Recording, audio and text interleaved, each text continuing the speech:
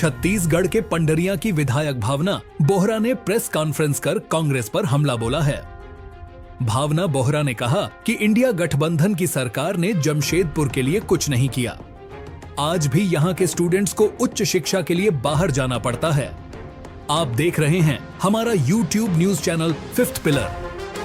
भावना बोहरा की press conference देखने से पहले आप हमारा YouTube न्यूज चैनल सब्सक्राइब और लाइक कर लें।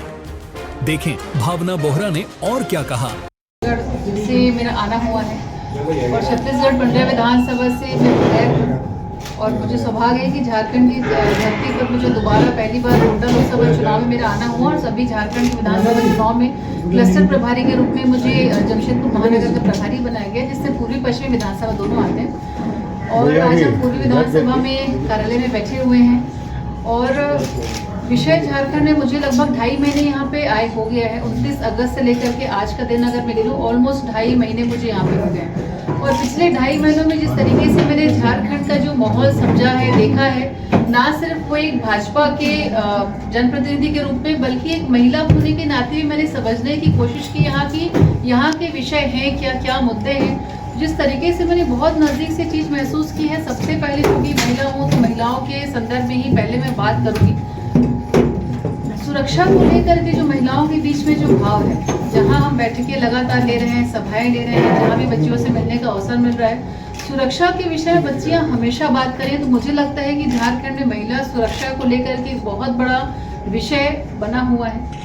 उसके अलावा जो भ्रष्टाचार का जो माहौल या जिस तरीके से सरकार की लगातार, चाहे मैं यहाँ से जो कांग्रेस के प्रत्याशी हैं बन्ना गुप्ता जी, मैं उनकी बात करूं या फिर और कांग्रेस की या जो जमुओं के जो नेता हैं उनकी बात करूं, जिस तरीके से लगातार पिछले 5 सालों में सिर्फ झारखंड का दोहन किया है। झारखंड और छत्तीसगढ़ एक ही समय दोनों राज्य बने थे, साथ में उत्तराखंड। तो छत्तीसगढ़ में जिस तरीके के विकास को आज हम देखते हैं, कहीं ना कहीं मुझे लगता है कि झारखंड संसाधन की दृष्टि से भी छत्तीसगढ़ बहुत आगे है, लेकिन जिस तरीके से यहाँ पे सुविधाएं, यहाँ से लगभग 2.5 महीने से हूँ, लेकिन आप जो पत्रकार बंधु हैं, आप तो साल दर साल लगातार कवरेज करते आ रहे हैं। जो इस बात की सच्चाई है मुझसे कहीं ज़्यादा आप अवगत होंगे। आज बहुत सारे ऐसे विषय हैं, चाहे मैं प्रधानमंत्री आवास के विषय में बात करूँ, चाहे अन्य विषय जो केंद्र सरकार की योजनाएं हैं, आज उनको यहाँ की सरकार सिर्फ इसलिए धरातल पर नहीं उतारती है ताकि लोगों को ये ना पता चल पाए कि भाई ये सरकार केंद्र सरकार की योजनाएं हैं। कहीं ना कहीं लोग उनके लिए झुकाव न हो जाए, कहीं ना कहीं जिनको अपना वोट बैंक बना करके राजनीति कर रहे हैं, कहीं वो उनके हाथ से वो वोट बैंक ना निकल जाए।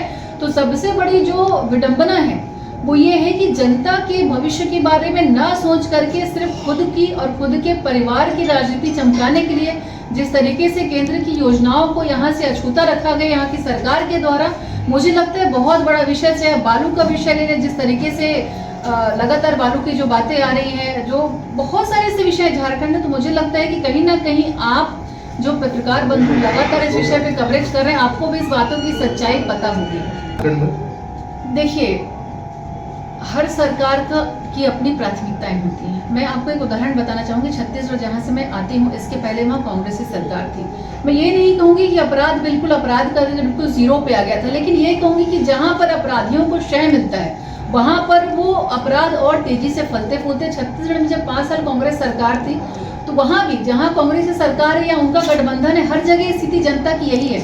लगातार अपराध की घटनाएं, लूटपाट की घटनाएं, बलात्कार की घटनाएं, शराब की जो गंगा मतलब बहा दिए थे जिस तरीके से, उसकी मैं बात करूं तो लगातार ऐसे विषय जहां इनका गठबंधन या कांग्रेस की सरकार है, ये इनके नेचर में ये चीजें हैं। चाहे झारखंड की बात करूं, चाहे पहले छत्तीसगढ़ की बात करूं, और 5 साल में जिस तरीके से घुसपैठियों को जो विषय झारखंड में रहा है, तो आप सब भी, मुझे नहीं लगता कि इस मेरे बात से असहमत होंगे कि इसके पहले ये स्थिति नहीं थी।